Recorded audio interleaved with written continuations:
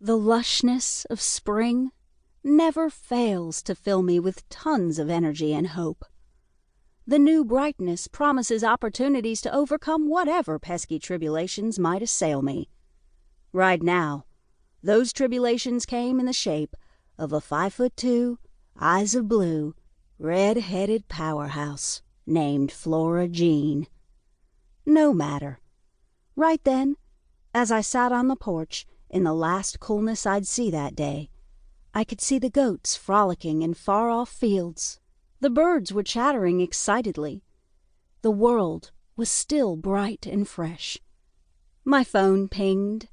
I'd received a text, but instead of lunging for it, I took another sip of my perfectly hot coffee. It was part of my self-care routine. The first cup of coffee was sacred time, not to be interrupted by the outside world.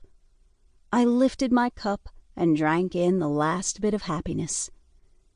With this outlook of optimism, I prepared to make the rounds to my local Engelheim vendors to pick up supplies for my upcoming catering gig at the Engelheim dance hall. I remembered to check my phone just as I was getting in the car. Of course, the text I'd received was from Flora Jean. Over the last week, she'd revealed herself to be as controlling as a bridezilla the week of her wedding. This time the missive was, "You'll make sure the tomatoes are firm for that pico, right?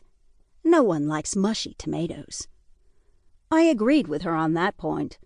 "I'll make sure," I texted back, then started the motor. Truth be told, I missed regularly cooking for a crowd. Several weeks ago, Aunt Peggy's dairy goats had wreaked all manner of destruction on the guest cabin I was staying in, and we had spent the last few weeks removing every lick of furniture, every decorative item, the lamps, pictures, rugs, planters and stands, bookcases, TV, and so on, and given the entire cabin a deep clean and makeover, including bleach on the concrete floors and paint on the walls.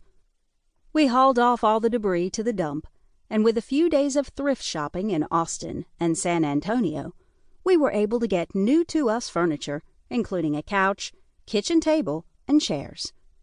I pitched in and bought an honest-to-goodness brand-new mattress to my liking for the bed frame, which we'd deemed salvageable.